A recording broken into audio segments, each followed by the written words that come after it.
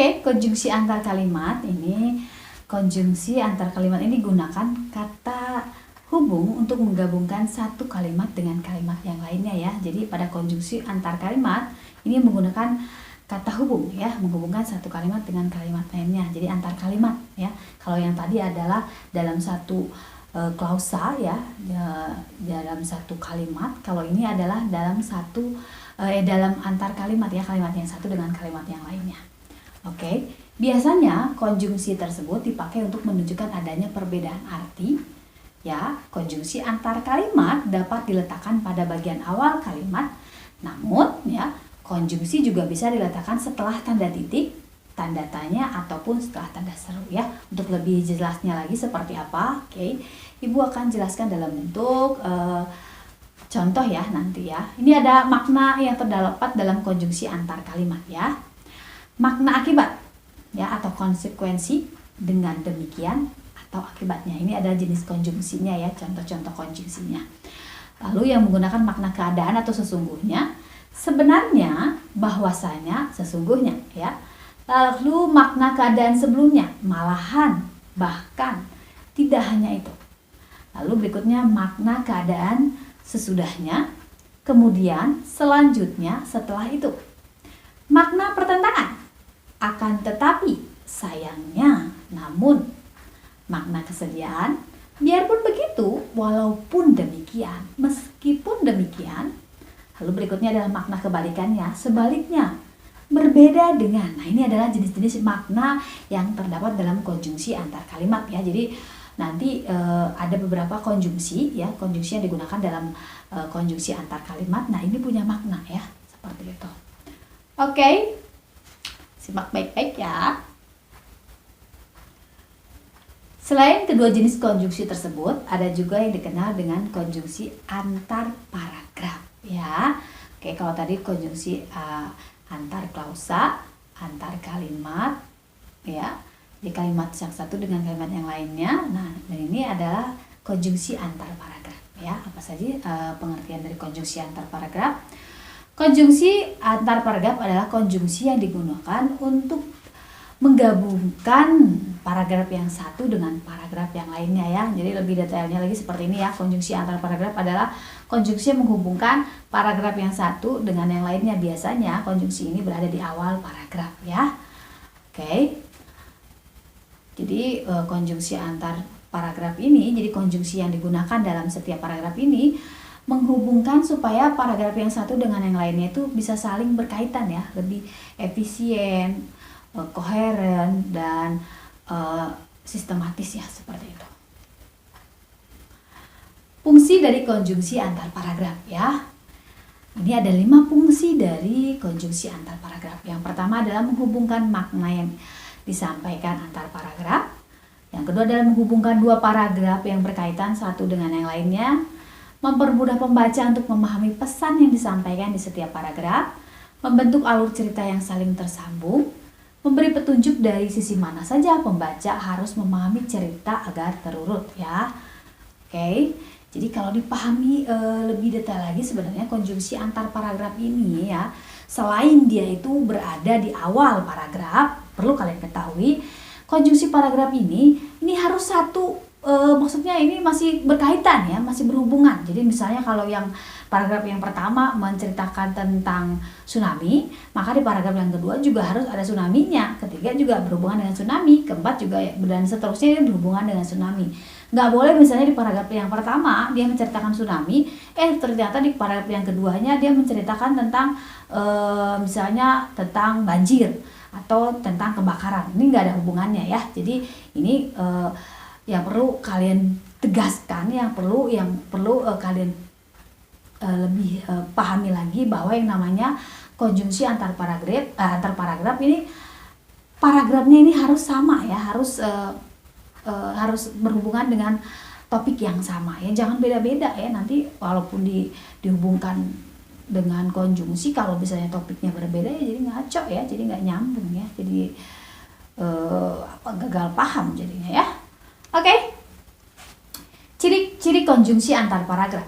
Ciri-ciri konjungsi antar paragraf ini yang pertama, Konjungsi antar paragraf mempunyai beberapa tujuan, yaitu menambahkan, mempertentangkan, membandingkan, menyatakan, lalu menjelaskan tujuan, insentifikasi, menyatakan waktu, dan menyatakan tempat. Jadi konjungsi ini ya, antar paragraf ini sangat diperlukan ya dalam teks eksplanasi ya, karena ini menghubungkan satu hal dengan hal yang lainnya ya.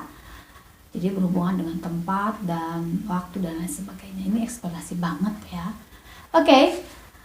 Konjungsi antar paragraf ini biasanya berada di awal paragraf yang maknanya berhubungan dengan paragraf yang sebelumnya. Seperti Ibu bilang tadi ya, kalau misalnya paragraf yang satu dan yang lainnya itu punya topik yang sama ya, jadi maknanya sama ya, nggak boleh yang beda-beda. Oke. Macam-macam konjungsi antar paragraf ya. Masih menyimak ya? Bolehlah sambil cemil-cemil. Oke. Konjungsi antar paragraf yang menyatakan adanya tambahan sesuatu yang telah dijelaskan di halaman sebelumnya ya. Misalnya di samping itu tambahan lagi ya. Berikutnya adalah konjungsi antar paragraf yang menyatakan adanya pertentangan dengan sesuatu yang telah dijelaskan di halaman sebelumnya ya. Misalnya konjungsinya bagaimanapun juga, sebaliknya selain itu. Oke. Konjungsi antar paragraf yang menyatakan akibat atau hasil. Konjungsinya yaitu jadi, oleh karena itu, ya seperti itu ya. Lalu konjungsi antar paragraf yang menyatakan suatu perbandingan. Konjungsinya yaitu sebagaimana, sama halnya ya. Lalu berikutnya konjungsi antar paragraf yang menyatakan tujuan ya. Konjungsinya yaitu untuk itu, dengan maksud itu ya. Jadi di teks eksplanasi juga banyak ya konjungsi antar paragraf yang menyatakan tujuan. Konjungsi antar paragraf menyatakan intensifikasi. Konjungsinya yakni pada intinya, ringkasnya ya, masih ini berhubungan eksplanasi ya. Konjungsi antar paragraf yang menyatakan adanya waktu. Konjungsinya yaitu sementara itu, kemudian. Konjungsi antar paragraf yang menyatakan tempat. Konjungsinya disinilah, berdampingan dengan, nah seperti itu. Itu adalah macam-macam konjungsi yang ada dalam konjungsi antar paragraf ya. Masih tetap menyimak dan semangat ya. Oke. Berikutnya ini adalah contoh konjungsi ya. Jadi seperti Ibu bilang tadi, paragraf yang satu dengan paragraf yang lainnya ini sebenarnya saling berkaitan. Jadi kalian harus simak baik-baik ya, harus pahami ya. Jadi kalau misalnya topik yang pertama dalam paragraf yang satu dengan topik yang paragraf yang lain, topiknya harus sama ya, nggak boleh beda-beda. Oke, contohnya ya seperti ini. Kedelai merupakan komoditas pangan bergizi yang banyak dikonsumsi oleh masyarakat. Beberapa produk yang dihasilkan dari bahan kedelai antara lain tempe, tahu, es krim, susu kedelai, tepung kedelai, dan minyak kedelai ya. Selain itu, nah ini konjungsinya ya. Jadi ini konjungsi yang mengkaitkan dengan paragraf yang pertama ya, yang berhubungan dengan kedelai ya. Jadi jangan sampai di paragraf yang kedua ini beda lagi ya. Jadi meminta di paragraf pertamanya tadi tentang kedelai, maka di paragraf yang kedua juga harus berhubungan dengan kedelai. Selain untuk bahan pangan, dewasa ini kedelai banyak dimanfaatkan untuk pakan dan bahan baku industri. Dengan berkembangnya industri yang berbahan baku kedelai, serta meningkatnya kesadaran masyarakat tentang makanan kaya gizi, maka kebutuhan akan kedelai semakin meningkat dari tahun ke tahun. Sementara itu, ya ini ada konjungsi juga. Peningkatan produksi kedelai dari waktu ke waktu masih belum mampu mengimbangi permintaan yang semakin meningkat. Belum lagi gangguan hama dan faktor cuaca yang tak mendukung membuat produksi kedelai tidak sesuai target yang diinginkan. Ya, ini masih berhubungan ya dengan kedelai. Ya, jadi seperti Ibu bilang tadi ya, yang namanya konjungsi antar paragraf ini walaupun konjungsinya ini fungsinya untuk menghubungkan, tapi kalau misalnya topiknya berbeda atau maknanya berbeda ya nggak akan nyambung, jadinya tetap aja ya, jadinya nggak enak didengarnya seperti itu ya. Oke, lanjut lagi. Untuk mengatasi hal itu, ya ini konjungsi itu ya, maka pemerintah melakukan kebijakan untuk mengimpor kedelai ya dari negara lain yang jumlahnya meningkat dari tahun ke tahun untuk mengatasi kelangkaan kedelai dalam jangka pendek. Upaya ini cukup berhasil. Akan tetapi, upaya ini juga harus ditekan seminimal mungkin karena dalam jangka panjang justru akan membunuh usaha para petani lokal, ya. Di samping itu, guna menekan kenaikan angka impor, maka perlu kebijakan-kebijakan khusus untuk memacu dan meningkatkan hasil produksi dalam negeri, sehingga negara kita tidak terlalu mengandalkan hasil impor dari negara lain. Pada intinya, untuk menekan kelangkaan kedelai di dalam negeri, pemerintah dapat melakukan impor kedelai, namun juga harus meningkatkan produksi dalam negeri. Ya, jadi ya sudah jelas ya. Walaupun dengan berbagai jenis konjungsi, tapi harus punya topik yang sama ya, yaitu yang tadi Ibu jelaskan dari paragraf yang pertama tentang kedelai, maka 2, 3 dan seterusnya juga berhubungan dengan kedelai ya. Oke. Masih tetap semangat ya, masih tetap nyimak ya. Ini ada jenis konjungsi berdasarkan fungsinya ya.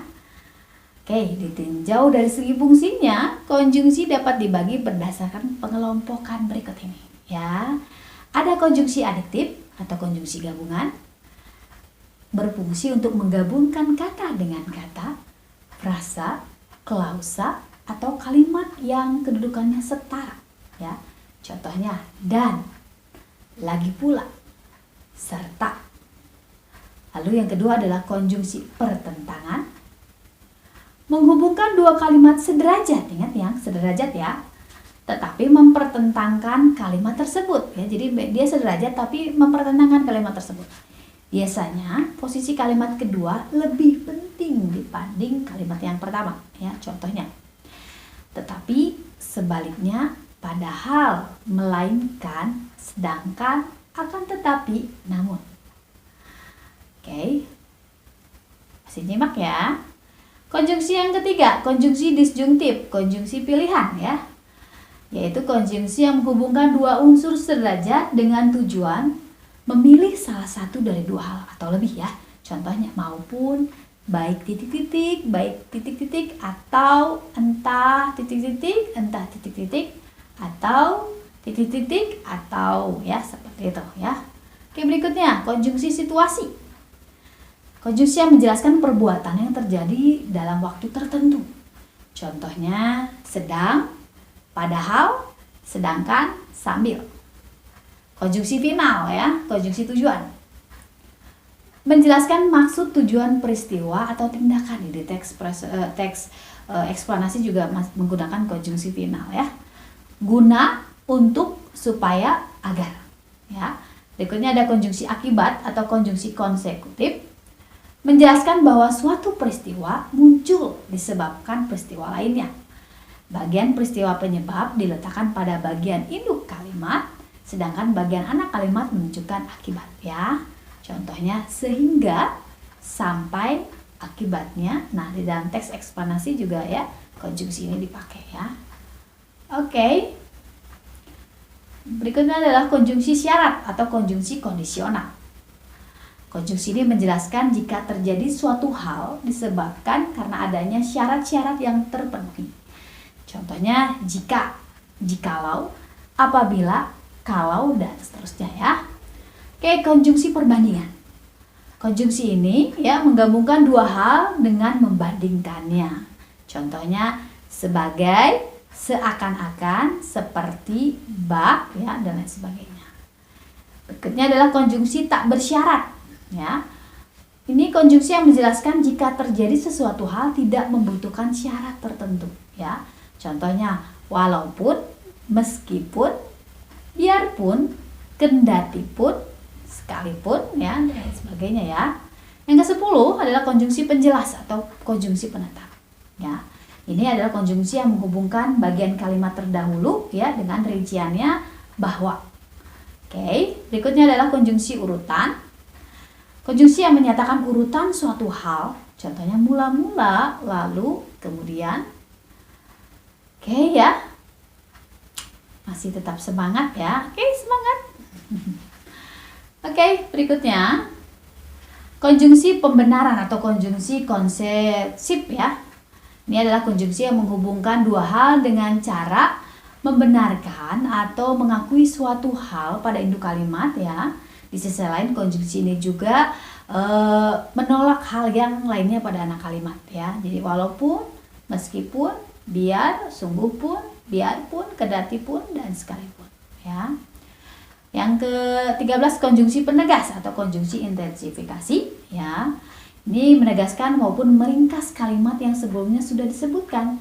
Bahkan ringkasnya, misalnya, apalagi, dan seterusnya ya. Lalu yang ke-14 konjungsi penanda ya. Ini menunjukkan penanda suatu hal. Contoh misalnya, umpamanya, contohnya. Ke-15 adalah konjungsi pembatasan. Ya, menyatakan pembatasan terhadap sesuatu. Contohnya kecuali, selain, asalkan. Lalu ya, konjungsi kausalitas. Nah, konjungsi kausalitas ini ya, sebab akibat ini adalah yang konjungsi yang akan kita bahas secara detail ya di teks eksplanasi ya. Namun kayaknya udah terlalu lama ya ibunya bercuap-cuap, ibu juga perlu istirahat kali ya. Oke, nanti kita sambung lagi ya dengan video berikutnya ya. Ibu istirahat dulu ya, kalian juga istirahat ya. Mari kita istirahat. Oke. Sudah saja dulu materi kita hari ini. Kali ini kita bertemu lagi nanti di video tutorial berikutnya ya. Sampai jumpa. Bye.